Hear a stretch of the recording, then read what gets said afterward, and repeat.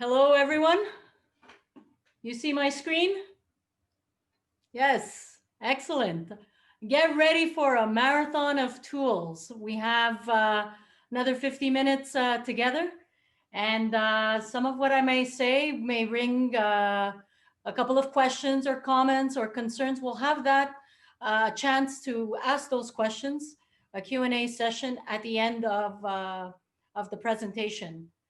Um, as you see, as Alessandra has told you, we are on the fifth session of presenting tools. And the truth is that we could be presenting a session 3 and a session 4 and a session 5 just on tools itself, because there are so many of them. The work that we've done is to try and pick a variety that might answer some of the most common needs. But please be aware that there are so many other tools out there. We're just giving some of them right now, and they are suggestions. They're really suggestions. Some of them they come from suggestions because we've used them, and we know that it brings good, like it enhances our work, which is the reason why we are proposing them. So what we're trying to do is present some practical tools. But remember, on the last session, I asked you first to identify what is it that you need. Because the important thing here is to match the right tool to the need, to your need. And your need might not be the same as the parish next door. So it's really important that you identify what that is. And I kind of gave you a couple of areas to be looking at. What are you looking at? Are you looking at managing your team, gathering online, broadcasting online, learning online, or teaching online, giving, online giving, or receiving registration payments online, registering online, or just simply outreach and outreach to the different people? So let's take a look at where we're at. Last week, we touched upon some of these needs. Where are we today? I think the last time that we spoke, we kept saying that let's not forget the traditional means, the traditional tools we have at our disposal. Just because we are talking about hybrid ministry, and because of the pandemic, we seem to be concentrating more on digital tools, it doesn't mean we forget about some of the other tools that are at our means that do a great job at one-on-one ministry and outreach. We can't neglect these. These are our best friends. Many times we can send an email, we can send a Facebook post or social media post, but we follow that up with a phone call because it connects us with a human being. When social media and digital is not the first means of outreach, sending a regular letter, snail mail, is the way we need to go. And we need to identify what it is that our parish and our target audience needs. In a parish, there may be several target audiences. We may have the elderly, we may have the sick, we may have the homeless, we may have the youth, families. Not all of these target audiences will require the same use of tools. So there needs to be some type of discernment on what it is that we can best use to reach the people that we need to reach. And you know who knows the answer to that? You and your team. So let's take a look at some of the tools for outreach that are digital in this case. Um, you know what? Let me go back to something to the slide before that I want to mention. In reaching out by phone, one of the things that I would recommend is that you have a script written out. And a script that you can share with your volunteers.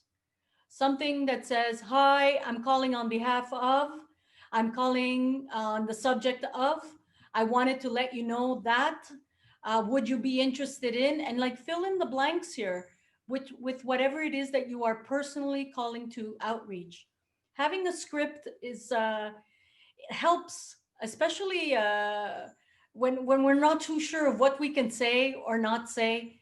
you can kind of already foresee some of the questions people might ask. So prepare the answers to that. And I'm telling you, once you have a script and once you have a series of questions and answers, your volunteers will feel a lot more at ease at cold calling people to outreach to them. So let's move along to the next section.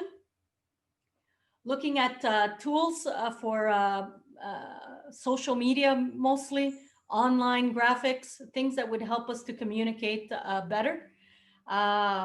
For designing your own promo, you know, sometimes we think we have to pay the big artists or professionals to do some of the stuff for us. If we have the budget, yes, sure, we can go that way. But there's also do-it-yourself applications that allow us to do that on our own. And there are great tutorials that show us how. So we're gonna, one of the tools we're proposing is canva.com. And there are two other sites that go with that that allows to use free images where you don't have to pay for the images. You can just copy them and use them within the Canva tool. And sometimes all they ask is that you give a mention of it. But so these are the sites, unsplash.com and pixabay.com allow you to use great free images that you can find for practically any event or any project that you're having at your parish. We're also looking at video editing because a lot of these social media posts that we're going to be using, you know, want us to be creating GIFs or videos to have these things look more interactive. So we look more professional. And they all give great tutorials of how to use them. The benefits of using these tools, it allows for clear communication. They're web and social media friendly. You can start doing one. Let's say you want to do a Facebook event and you can do a banner. And the application allows you to quickly switch it so that it's YouTube friendly or Instagram friendly or whatever other social media platform that you'll be using. We've always heard that an image speaks 1,000 words. And it is no secret that on social media, a post with a good image, an appropriate image, will reach way more people than just simple text. And people are more likely to engage with an image that captures their attention, especially the younger audience. I'm going to ask Alessandra to present here a little bit how she's been using Canva in her ministry. So now I start okay, I don't know why. I try to share my computer. This is the first time for me, so I got it, you can do it. It's the first time that in Zoom I share my page of my computer. So Canva, it's a graphic designer. It's easy. I can do, you can do it. In Canva, first of all, you have to create an account. So just your name, surname, email, and password, and you got it. After, you can have different templates with different images. Here, this is an example that I have done. So you can choose one of these. After, you can write your text. You can use the picture that are here, or you can use your own pictures. So you can use the filters. You don't need a graphic design like Photoshop. Here, in this part of the text, you can have everything. You can have different font, different text, different elements, and you can different pictures, and you can use and take it wherever you want and create your affiche, your page that you want to share. After, you can use this and you can save it in PDF or JPEG. This means that in JPEG, you can post it in Facebook, Instagram, and of the virtual tools. And in PDF, you can send by mail. So you can save in high quality, low quality, but you can have a choice. And all your creation are here, are, are in your account, so you don't have to save it because are there. So you see, my creation are all here. So I can enter in my account wherever I am and use it and do it. So, and you can print it and wherever, and you also can have a banners. So if you need a banners, you can use a banners. You can use small, a card, a simple card, photo collage, poster, flyers, and it's really easy. And a lot of tutorial in any language you can find in YouTube, but it's a tools that make you funny, and you can arrive wherever and you create your own application. Thank you, Alessandra. One of the other benefits to using a tool like Canva is that you can collaborate with others. Several people can have access to the account. You can work as a team. You can they're easy to replicate. It's fun, and it'll raise the bar of your ministry. It'll raise the level of trust that people will have, because it will be visually appealing. What you will be communicating with people will be visually appealing. Let's take a look now at some of online tools for learning. I'm a great believer that learning needs to be fun, especially, I mean, learning needs to be fun for all ages, not just for young people. You need to be able to capture people's attention. And with the use of a lot of media now, people have a lot of, how can we say, short attention spans. So they need things that will quickly engage them, keep their interest alive. And these are new types of platforms that allow for that type of learning in a hybrid way. What I love about these tools is that you can use them both in presence and have a virtual component to it, even though you're in presence physically with people. Some of these platforms we've mentioned them before, like the Mentimeter, or you may have heard of Kahoot. I don't know how many people over here have heard of Kahoot before. Use your reaction buttons to let me know. Put a smiley face or a thumbs up. Hey, oh, not too many. So for many of you, these are new tools. Okay, and we're gonna. Have any of you used Padlet before? No? Okay, so this is going to be a great interaction, introduction for you today. Again, what I like about this is that they're interactive tools. I'm going to invite Kevin. He's the PCL from Holy Name of Jesus to talk to you, share with you how he uses Kahoot in his ministry. Hi, everyone. Really nice to meet everyone.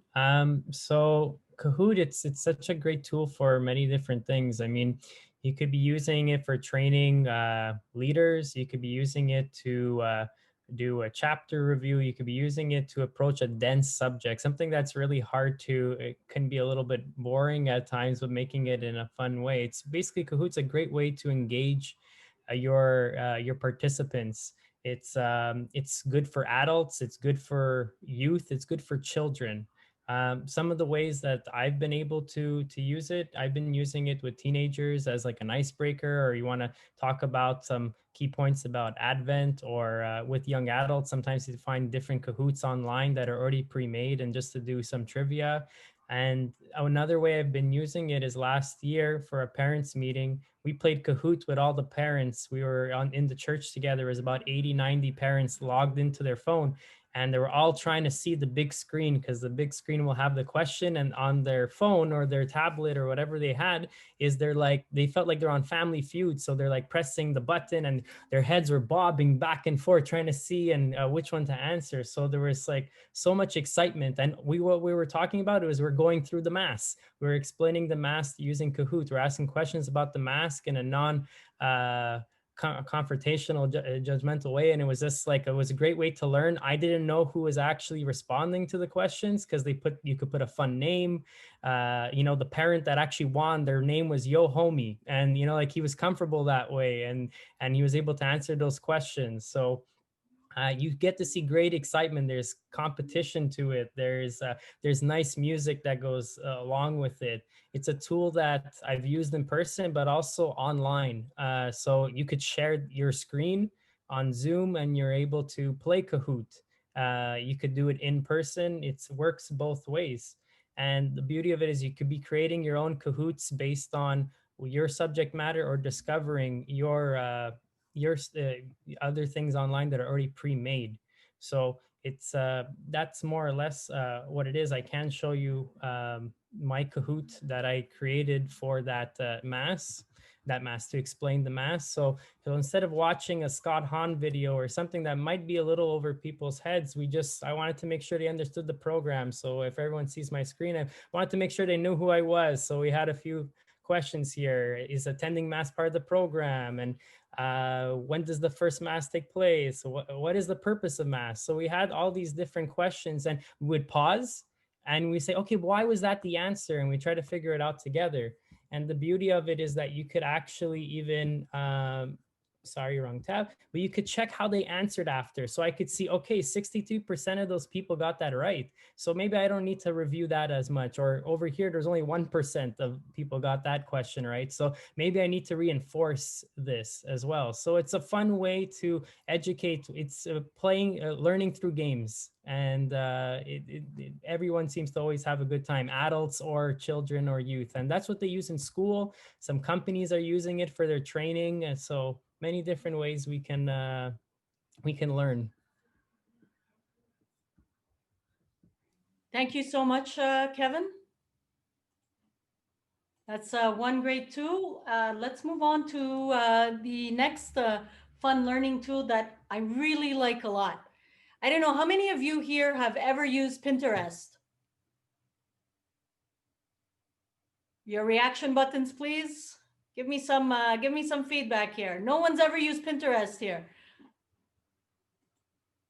Okay, lots have used. Okay, we're still learning. Pinterest is great, especially whenever you're looking for any type of ideas out there. So many people go to Pinterest just to get ideas from it, and they feed off what they find online.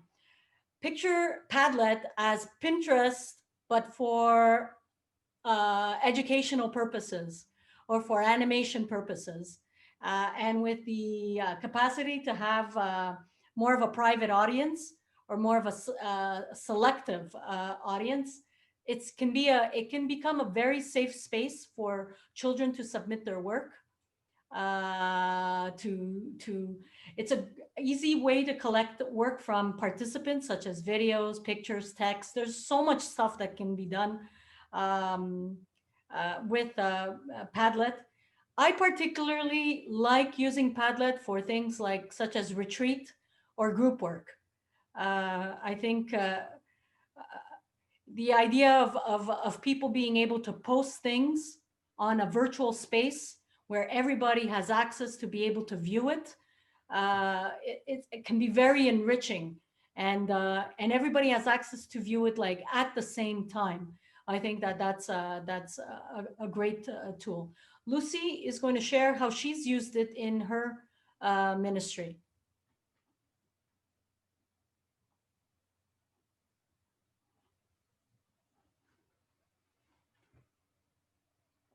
Okay, does everybody see my screen?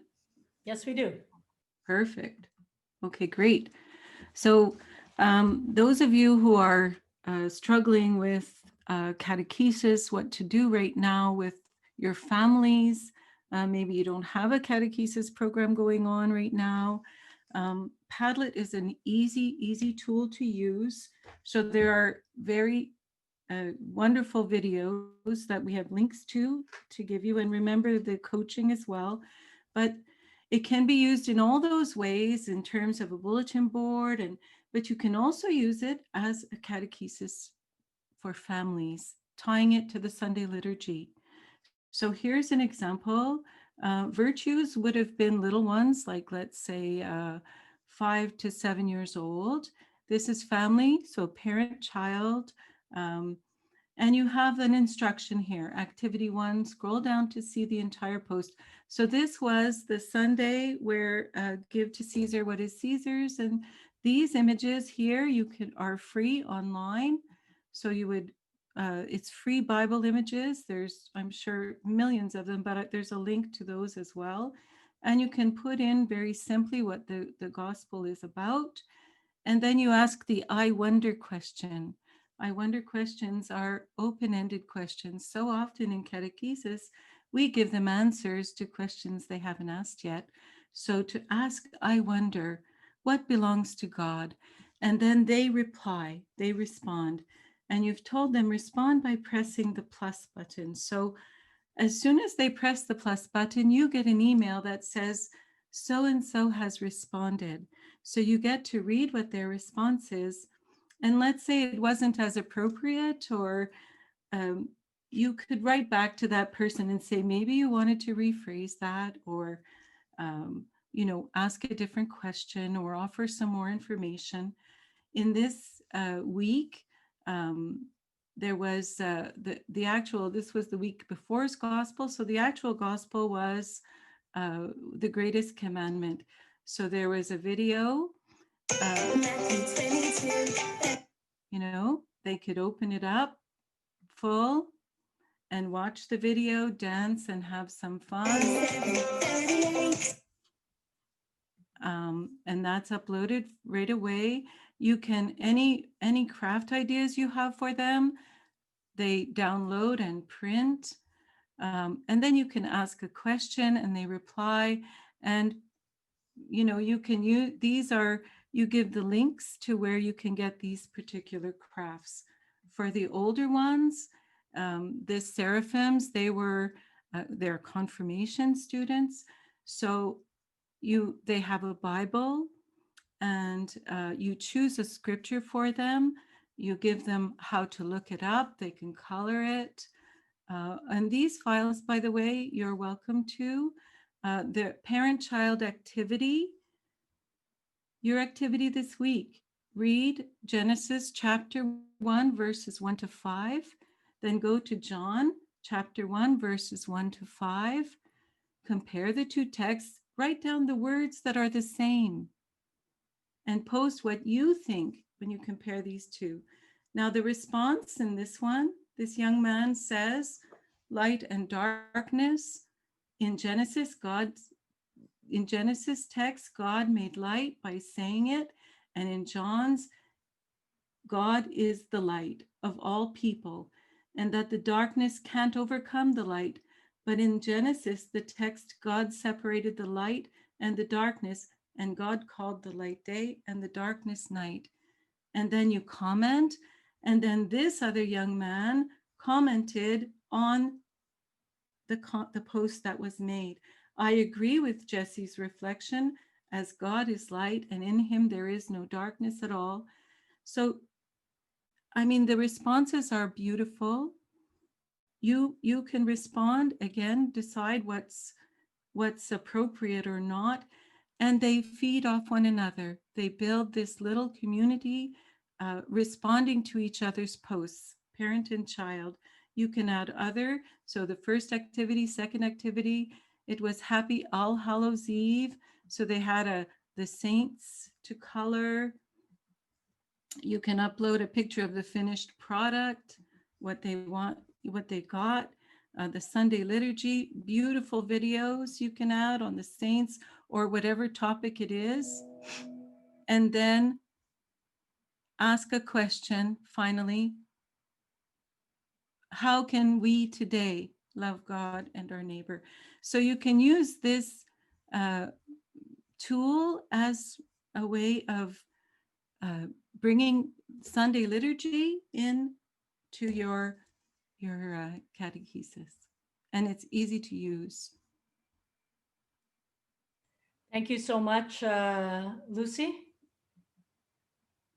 And if I could say one more thing, it would be important that you work together as a team on it, that together you would look at the scriptures coming up and ask the I wonder questions to each other, and then decide which scriptures you'd like to put on there. So it would be involving your liturgy committee, your priest, the people involved in helping to prepare your families for Sunday. One of the things that I like about Padlet and all of these tools that we're presenting is that they have great tutorials. So if one of your fears is, oh, how am I going to use this? How am I going to learn this? I've never used this before. They have step-by-step tutorials and examples of how to post, how to comment, how to use the different functions. None of us were using these tools before.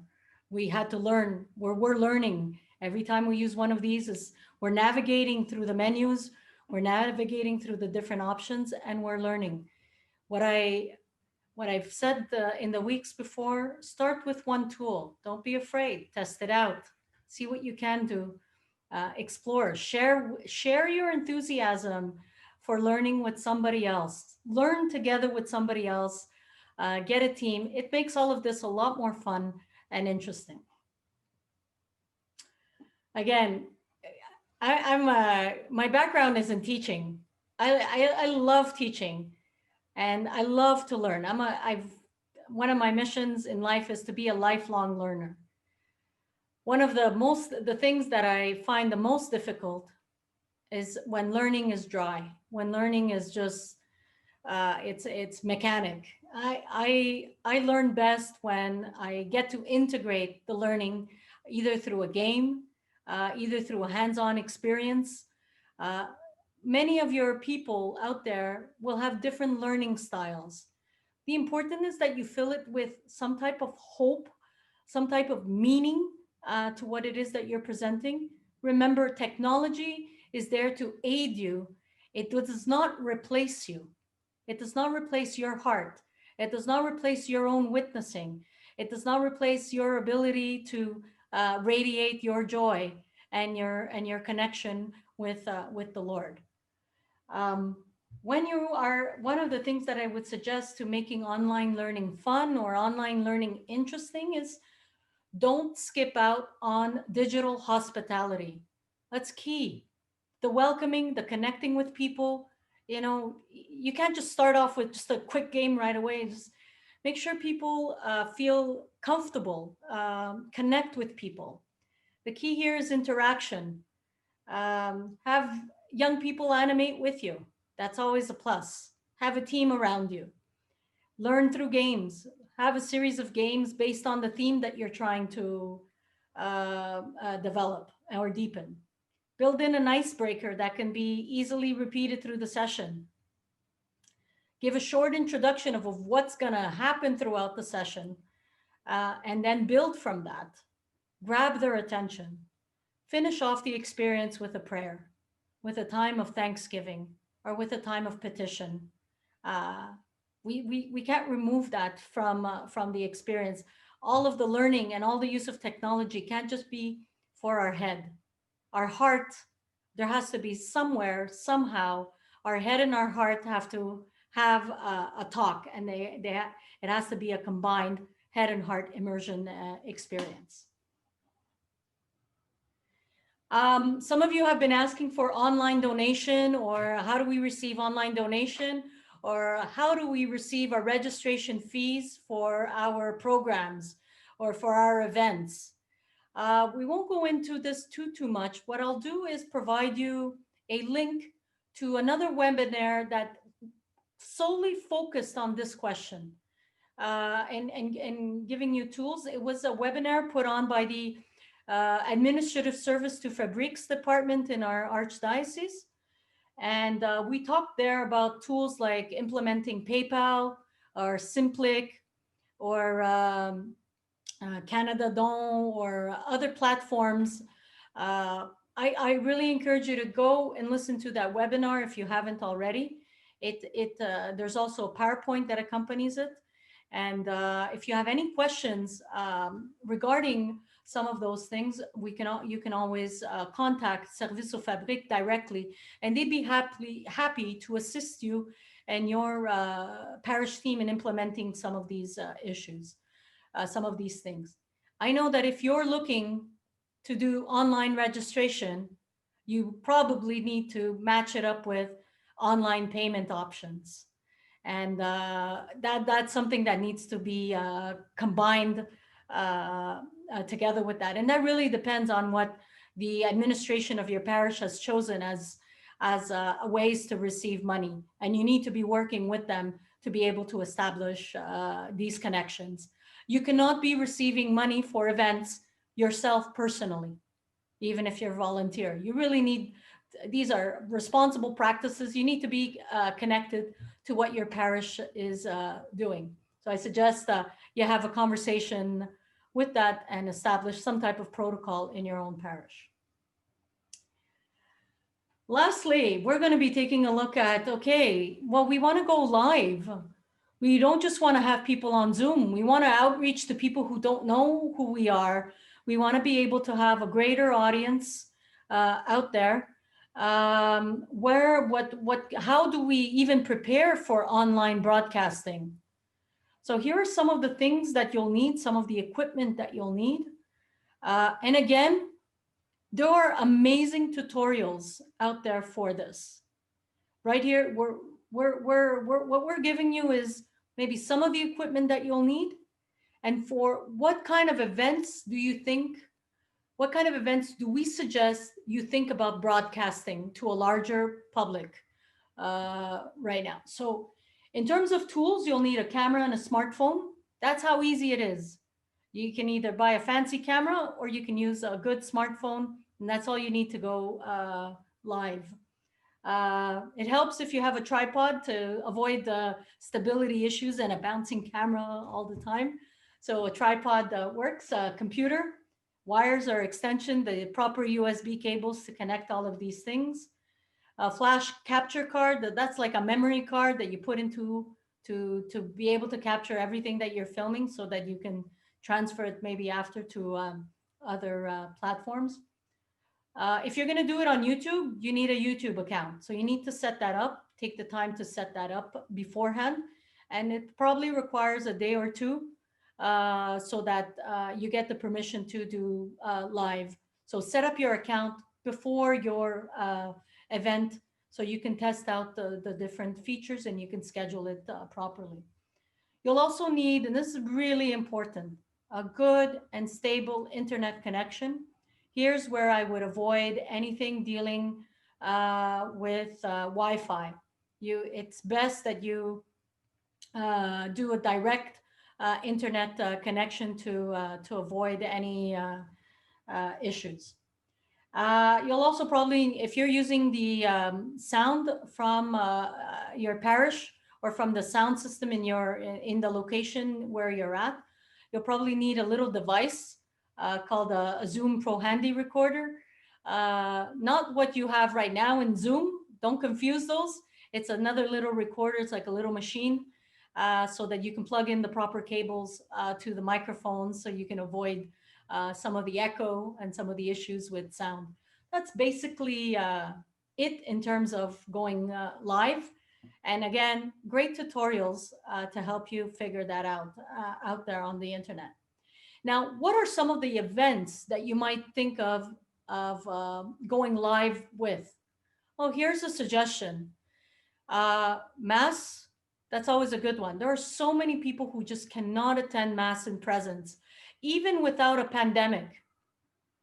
And that's important to pay attention to this target audience out there.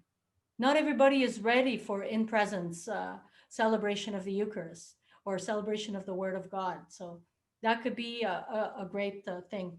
Online adoration, especially when you cannot get to a church.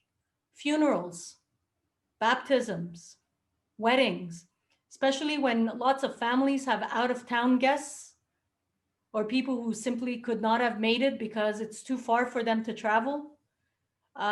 making these things available online allows family members greater participation, regardless of whether there's confinement or not. Even if we were all allowed to be in church, we should be looking to have online broadcasting of many of these services, because there are so many people out there that just cannot be there physically present. Other events you can take a look at, like conferences. Uh, even if you ask people to provide a contribution for online tickets, that's fine. Somebody said, I'm looking at the chat, somebody saying ordinations to the diaconate, for sure. I'll be able to participate in the Friends ordination to the diaconate because of social media. That's the only reason. So thank you so much for suggesting that. Conferences, ask for maybe online donations from participants. People, if you are offering good material, good ways for people to deepen their faith, people will be happy to contribute to the mission. And before that, I'm going to ask, okay.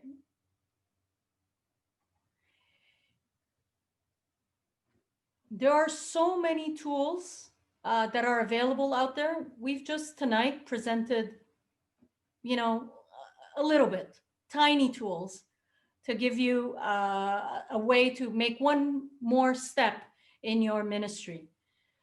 One of the things, now that we've presented the tools, what we're encouraging now is to move towards coaching, to gather your team, and we can help you if you have a specific project, if you have a specific need, to better match some of these tools to what it is that you're trying to do, and maybe even show you how things can be done.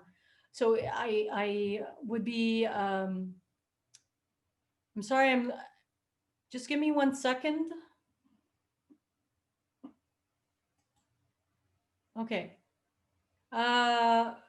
I did miss something, and I'm going to go back. I'm going to finish this, and I'm going to go back to Alessandra, who's going to show us something on YouTube. Okay, are you sure? It's okay. Okay, just taking time. Okay, so YouTube, I create an account YouTube. I say that it's taking time just to share some video on online, or in the meantime that I'm talking about, or to save some videos about regarding migration, because it's my topic, and put in my channel YouTube, and everybody can read it. But I think that there is a video that has been done. Isabella, tell me if it's all right or not. From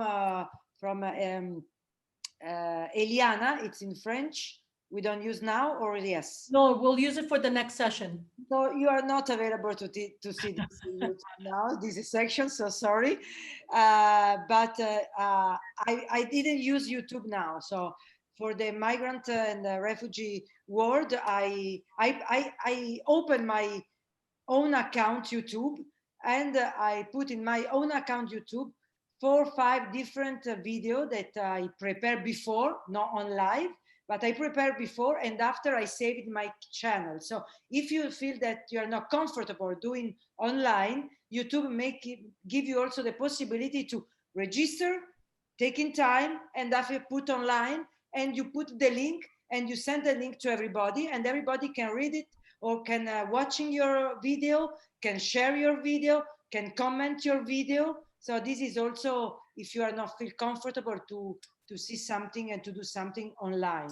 So I was not prepared to see one of my movie, because I'm not coming out so funny. But if you search, if you're looking for Alessandra Santobane YouTuber channel, you can see also different video that we prepared. You can also, I would also invite you, if you can, visit the YouTube channel of the Archdiocese, or visit the YouTube channel of Mission Jeunesse. We have a whole series of videos. You yourselves have been seeing the sessions and have had access to other playlists available. I think that that's a neat way of doing ministry, to be able to record brief learning pieces and then being able to share it after online through social media, or Yeah. making them available on your website so that people can see them after. After. On your YouTube channel, one of the other things that you can do is curate material from other channels and Yes. make your own playlists. And so if you are watching, the Pope's Network on prayer, or you're watching things on social action and Laudate Si videos, and you want to be making your own channel just for like a green church or a green faith or a green presence, you can do that there on your own proper channel, and then just advertise and promote what it is that you're doing. The take the time to subscribe to those channels. You'll be getting those feeds in your so that you can keep up to date with some of the things that are being created out there. Lots of creativity. I don't know if you know that YouTube is becoming the go-to place for people to just hang out. People use YouTube for everything, from repairing their refrigerator to learning about the gospel, or learning different kinds of tutorials. People spend hours on YouTube. Wouldn't it be great if they could meet the Lord on YouTube and get to know the community, your own community, through YouTube? Yeah, and now if I have 1 minute, Isabel, Yes. just to share if because you see, when you learn, you need time, and don't be worried to take your time when you learn. So this is something that you. So this is my YouTube channel. This is Eliana. I don't know if you remember, if you see her. So this is 4 videos that I prepare and I put in my channel. But here you see I'm in contact with all these channel of YouTube that I'm interested to follow up. So you can prepare your list. So don't be worried. Here you can create, but also you can register and put in your page. So it's really easy. And YouTube also allows you to do online editing with the YouTube Studio. Yes. So different possibilities out there. I think, really what I would encourage is explore, test for yourself. Do this together with other people. Okay?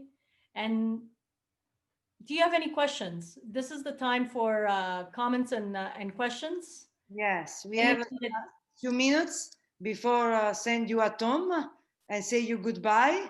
So if you have questions, just put your hands on. Tanya D'Alessandro, go on. Hi, sorry. Thank you. That was great. I just want to testify to what Isabel was saying, is being a teacher myself and going through this pandemic. It's a learning curve and it doesn't happen overnight. And I'm still every day implementing new things online for my grade 6 students. And it's by testing it and trying it out. One of the things that because now we're trying to implement and start our catechism program, and we're going on Zoom, obviously, but we have catechists that are all at different levels and that are a bit nervous about all this. So I'm trying to make it comfortable for them in baby steps. But is there a way that, like, I love the Padlet and I use it with my students, but I didn't want to jump yet with Padlet with catechism, just because people have to get used to even going on Zoom, first of all.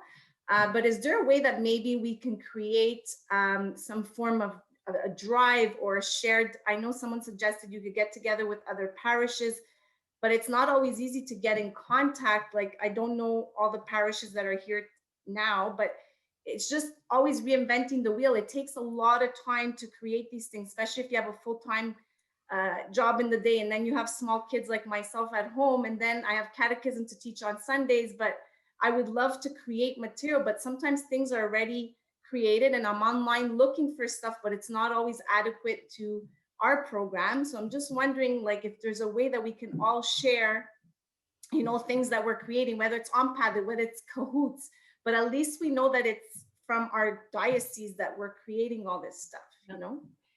Yeah, that's a great initiative. We'll take a look at that. Some people had suggested, you know, why not start it exactly and use Pinterest exactly for that, so that people can post ideas by channels. Yeah. When you're looking for ideas, that's exactly it. You go there and you find what it is that you're looking for. We're exploring ways of how that can be done, and hopefully that it doesn't take too long to put together, so that people can start contributing to it. So thank you so much, Tanya, for that. That's a great idea. Sharing resources, absolutely. In the meantime, if you have any of these resources that you're using, please, you know, send them to us. We'll try to be at least communicating for now through our email newsletter. There's another question that's on there that we were asked. Do we have a platform for video recording? And the answer is yes. That's something that we suggested. It was on the PowerPoint, but I think I skipped through quite a bit of it. The application that we're suggesting was either Apple iMovie, easy to use, or Lumen 5, also easy to use.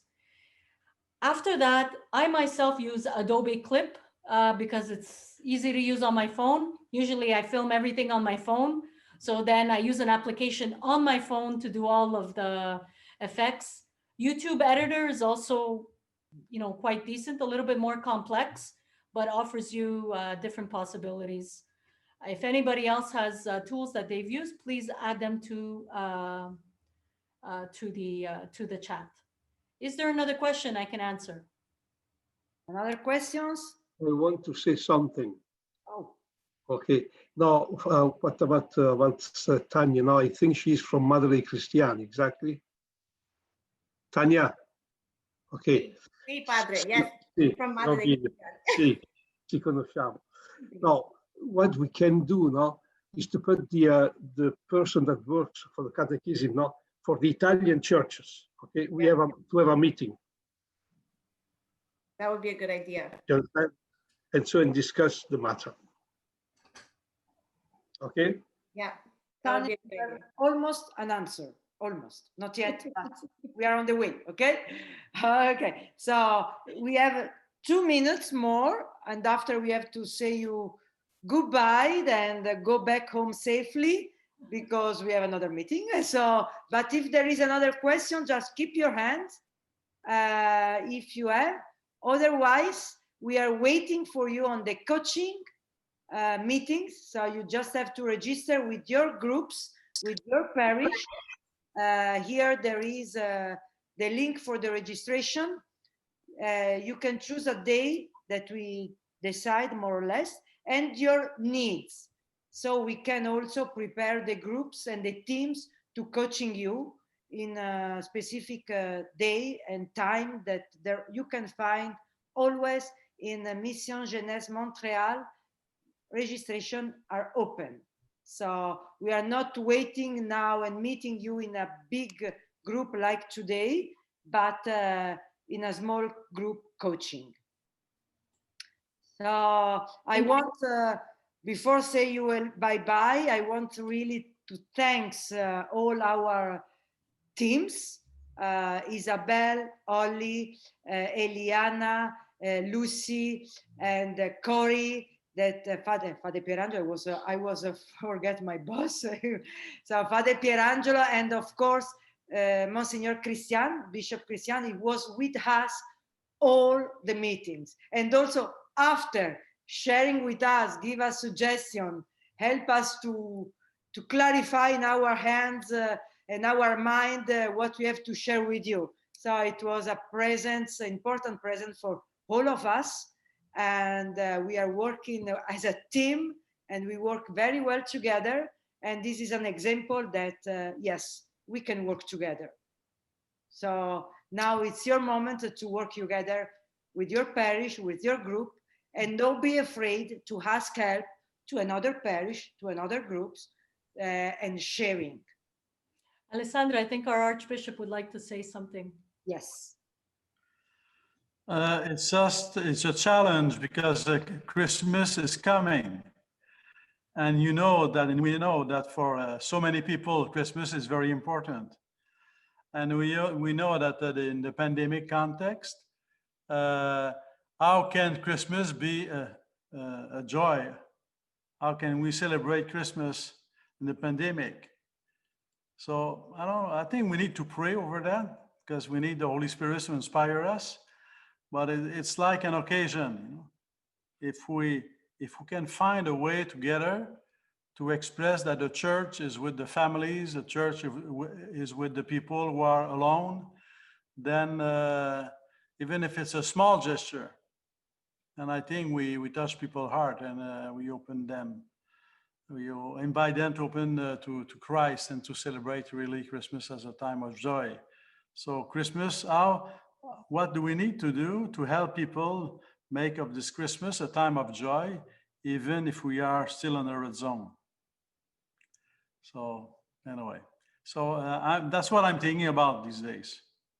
If you have any ideas, communicate. I'll be happy to share with you and listen to you, and maybe together we'll find some way. Can we have your blessing, Archbishop? Well, may God bless you. May your guardian angel keep you, and may Mary protect you. In the name of the Father, and the Son, and the Holy Spirit. Amen. So thank you so much. Good evening. Go home safely. Don't drive fast. And take your time. And see you soon, okay? Bye.